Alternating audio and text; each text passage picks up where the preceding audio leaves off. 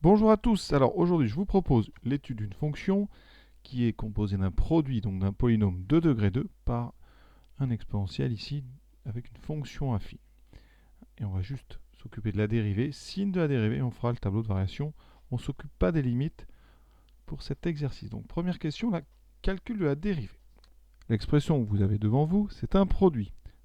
Donc g de x s'écrit u de x fois v de x avec u de x, donc qui est un polynôme du degré 2, moins 3x2, moins 2x plus 2, et v de x, qui est la composée d'un exponentiel avec une fonction affine, e de 3x moins 2. Alors, pour dériver ça, donc c'est un produit, on aura tout d'abord besoin de la dérivée d'un produit. Donc la dérivée de u fois v, c'est u' fois v plus u fois v'. Donc quand on fait ça, vous voyez, on écrit u, v, u' à côté v', et puis on fait le produit en commençant par u', voilà, ça fait une petite boucle comme ça, u' v plus u v'. Ensuite, on va avoir besoin de la dérivée d'un exponentiel. Alors ici, c'est l'exponentiel d'une fonction affine, e de ax plus b. Donc quand on a e de x plus b, qu'on dérive, alors je vais mettre comme ça, c'est pas exactement comme ça qu'il faudrait le noter, mais ici vous aurez un a qui va sortir, e de ax plus b. Et globalement, ça vient d'une formule plus générale, dérivée d'un exponentiel u, c'est u', e de u. Et ici, le u, c'est donc l'expression ax plus b. Donc voilà tout ce qu'on va avoir à faire. Tout d'abord, calcul de u'. Donc dérivée d'un polynôme, moins 3 fois 2, donc moins 6x, moins 2. Dérivée de notre exponentielle, donc on a 3x moins 2, je dérive 3x moins 2, ça me donne 3, et je réécris l'exponentielle. Ensuite, le produit, donc u' v plus u v'. Donc g', ça vaudra donc moins 6x, alors là on est obligé de mettre des parenthèses, moins 6x moins 2 exponentielle 3x moins 2, plus, alors u fois v', donc j'ai un 3 ici que je vais d'abord écrire, 3 fois moins 3x2 moins 2x plus 2 fois le même exponentiel. Et là vous devez vous apercevoir à chaque fois, ça va être la question 2, qu'on peut factoriser par notre exponentielle. Et donc, une fois qu'on factorise par l'exponentielle de 3x moins 2, je vais avoir dedans moins 6x moins 2, plus 3 fois moins 3x2 moins 2x plus 2. Très important, parce que les erreurs viennent souvent de là. Ici, entre le 3 et la parenthèse, c'est une multiplication. C'est moins 3x2 moins 2x plus 3 fois 3. Et donc après, dans nos parenthèses, on va réduire. Et donc on aura moins 6x moins 2, moins 3 fois moins 3, moins 9x2, moins 6x plus 6. Et on a terminé. Donc en haut, je vais écrire g'. Ça sera donc, on commence par le carré, moins 9x2, moins 6, moins 12x, moins 2 plus 6 plus 4. Multiplié donc par l'exponentielle de 3x moins 2. Et on a terminé le calcul donc de g'. Donc ça c'est la question 1. Question 2. Le signe maintenant. Signe de g'. Alors g', c'est un produit. D'accord? G', c'est le produit de moins 9x2 moins 12x plus 4, qui est un polynôme du second degré, et d'un exponentiel. D'accord? Donc il me faut le signe des deux facteurs. Comme tout produit, pour étudier le signe, il me faut le signe de chacun des facteurs. On va commencer par le plus simple. Le signe de exponentielle 3x moins 2. Alors, il faut savoir, c'est du cours, que quel que soit grand X, exponentielle grand X, c'est strictement positif. Donc, quel que soit ce que vous mettez dans l'exponentielle, on aura une expression positive. Donc, pour tout x appartenant à R, on sait qu'exponentielle 3x moins 2, c'est strictement positif. Donc là, deux options. Soit dans le tableau, vous mettez une ligne de plus, soit vous dites que le signe de g' est le même que moins 9x2 moins 12x plus 4. Et donc maintenant, on va passer à l'étude du signe de ce polynôme. Pour étudier le signe d'un polynôme du second degré, quand on a comme ça 3 termes, on doit calculer son discriminant avec les coefficients A, donc moins 9, B, moins 12, C qui vaut 4. Delta, ça sera donc B carré moins 4AC. Je remplace B par moins 12, moins 9, 4. Ce qui me donne donc 144. Moins fois moins plus 144. 4 fois 9, 36 fois 4, 144. Donc ici, 288. Alors 288, pour simplifier après, vous voyez, c'est 2 fois 144. C'est 2 fois donc 12 au carré. Donc ici, on a un polynôme qui a 2 racines. Et il sera du signe de A à l'extérieur des racines. Donc 2 racines, la première x1 moins b, donc 12, moins racine de delta, donc racine de 2 fois 12 au carré, sur 2 fois moins 18. Alors ici, donc 12, on peut sortir 12 de la racine, moins 12 racine de 2, sur moins 18. On peut, alors, premièrement, simplifier par 2, même par 6, hein, parce que en haut, c'est 6 fois 2 moins 2 racine de 2, donc sur moins 18. En simplifiant, on simplifie par 3. Donc ici, 1, 3. Donc il me reste 2 moins 2 racine de 2 sur moins 3. Et on se débarrasse du moins. Ça donne moins 2 plus 2 racine de 2 sur 3.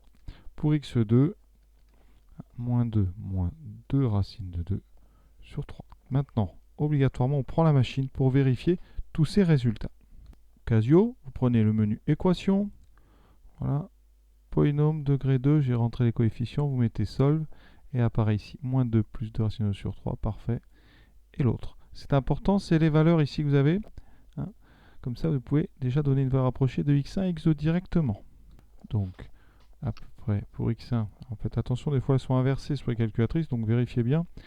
Alors, en utilisant les formules classiques, comme j'ai utilisé d'abord le moins, quand a est négatif, les deux solutions sont inversées. x1 est plus grand. Donc ici, x1, ce sera effectivement 0,27, 28, même si on doit arrondir correctement. Et l'autre, ça sera donc moins 1,6.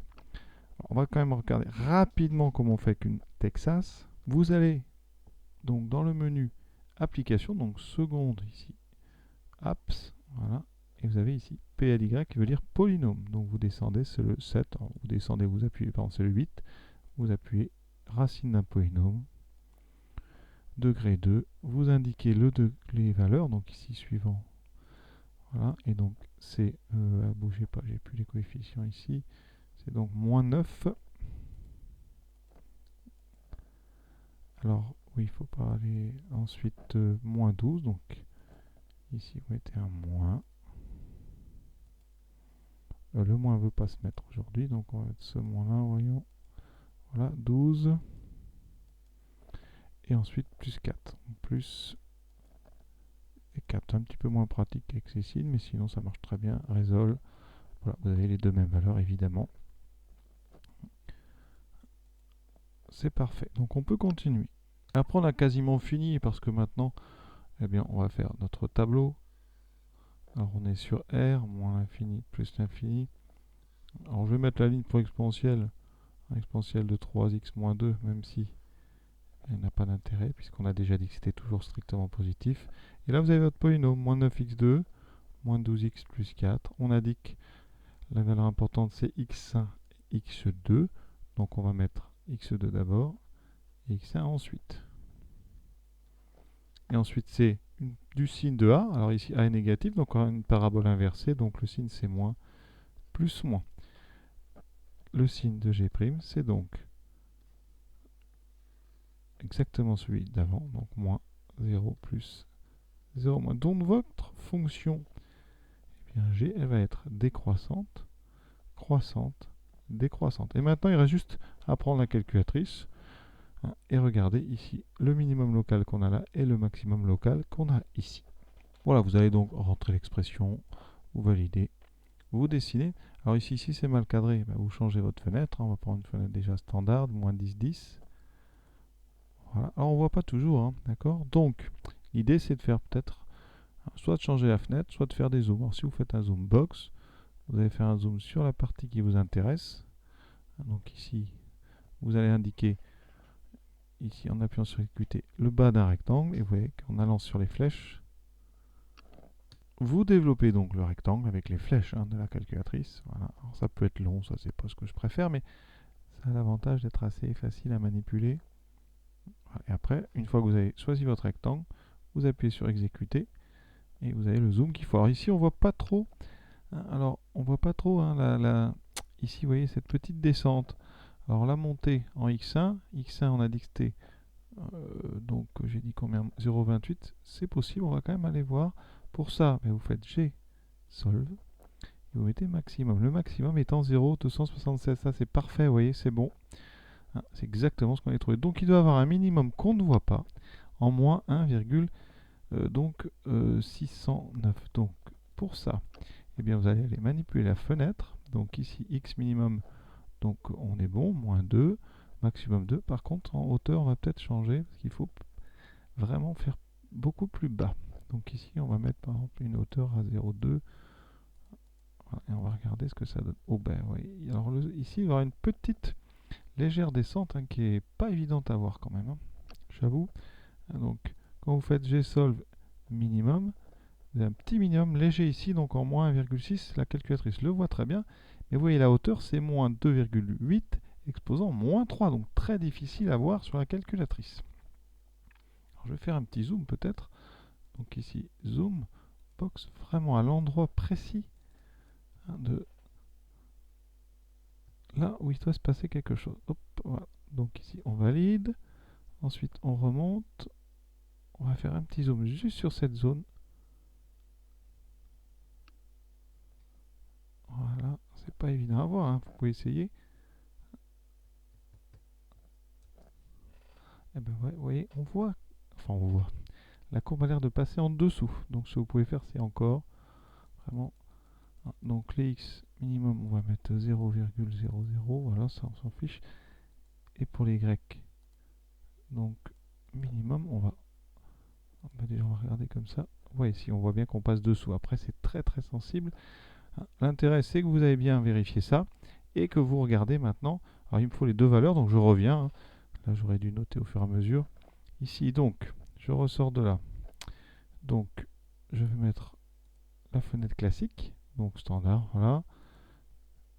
On dessine, draw, maximum vous indiquez, donc en 0,28 c'est à peu près 0,38, donc on note ça. Ici donc vous avez à peu près 0,38 et pour notre minimum, vraiment les calculatrices pour ça sont très très pratiques. Donc chez Solve vous mettez minimum moins 2,8 exposant moins 3. Donc c'est à peu près moins 0,000. On va mettre 0,03. Voilà. Et l'exercice est terminé.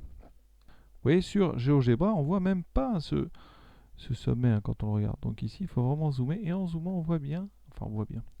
On voit qu'on passe légèrement sous l'axe, ici. Et qu'après, on remonte. Donc le minimum est par ici. Donc voilà, je ne sais pas exactement où. On est par là. Alors vous pouvez, si vous voulez tracer avec GeoGebra, c'est le gros avantage de ce logiciel, F'. Vous tapez dans la zone de saisie F', de X, voilà, et ça va tracer F'. Et ce qu'on voit, ce que je peux vous dire qu'on voit, c'est que la dérivée s'annule par ici. Vous voyez, ici, donc évidemment, il faut une bonne vue. Donc la dérivée s'annule par là, vous voyez, en moins 1, effectivement, 0,609, voilà à peu près. Voilà ce que je voulais vous montrer, vraiment. Donc cet exercice est terminé. Exercice difficile, non pas, vous voyez, par les calculs, mais parce que si vous tracez la courbe, vous aurez du mal un petit peu à voir ce minimum ici qui est vraiment très peu visible sur les calculatrices. Voilà. J'espère que ça vous a permis de bien progresser. Je vous souhaite une bonne fin de journée à tous, à bientôt.